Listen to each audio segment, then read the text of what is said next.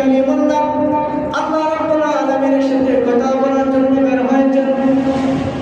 রাস্তার মধ্যে একজন বৃদ্ধ গরীব মহিলার সাথে সাক্ষাৎ হলো। মহিলা বলল, আল্লাহর পয়গম্বর মুসা, আপনি নিশ্চয়ই আল্লাহ রাব্বুল আলামিনের সাথে কথা বলতে যাচ্ছেন।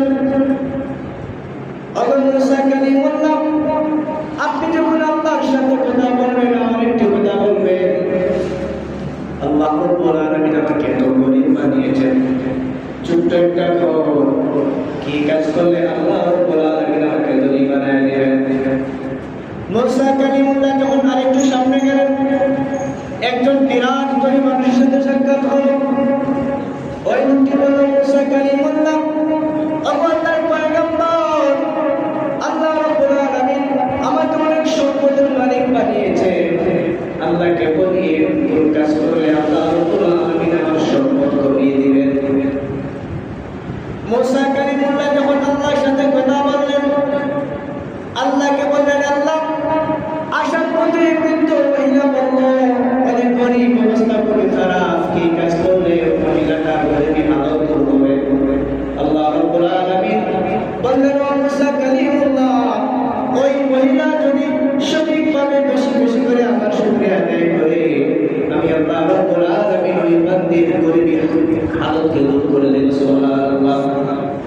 মুসা কালিমুল্লাহ আবার বললেন, ও আল্লাহ, আরেকজন গরিব ব্যক্তি বলল, আল্লাহ রাব্বুল আলামিন আমাকে অনেক সম্পদ দান করেছেন, কোন কাজ করলে আল্লাহ রাব্বুল আলামিন তার সম্পদ কমিয়ে দিবেন?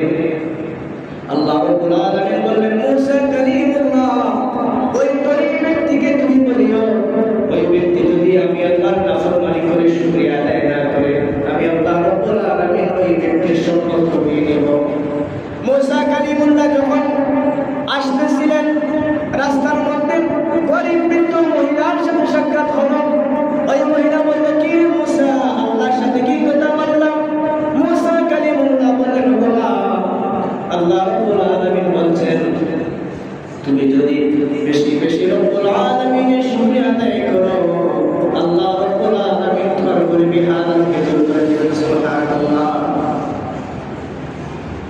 ওই মহিলাটি বলল, না না, যে আল্লাহ তাআলা আমাকে সামান্য একটি ঘর দিয়েছেন, টাকার জায়গা নেই, খাবারের ব্যবস্থা নাই, আমি আল্লাহর শুকরিয়া আদায় করতে পারবো না। যখন এই মহিলাটা বলল, না না, আমি শুকরিয়া আদায় করতে পারবো না, ওই ছোট্ট ঘরটি ছিল, আল্লাহ রাব্বুল আলামিন এমন তুফান দিয়েছেন, বাতাসের সাথে সাথে ছোট্ট ঘরটাও ভেঙে গিয়েছে। মুসা কালিমুল্লাহ যখন আমার সামনে গেলেন, ওই গরিব ব্যক্তির সাথে সাক্ষাৎ হলো। বলল, মুসা কালিমুল্লাহ, আল্লাহ রাব্বুল আলামিন কি বলেছেন, কি করলে আমার সম্পদ করে যাবে? মুসা কালিমুল্লাহ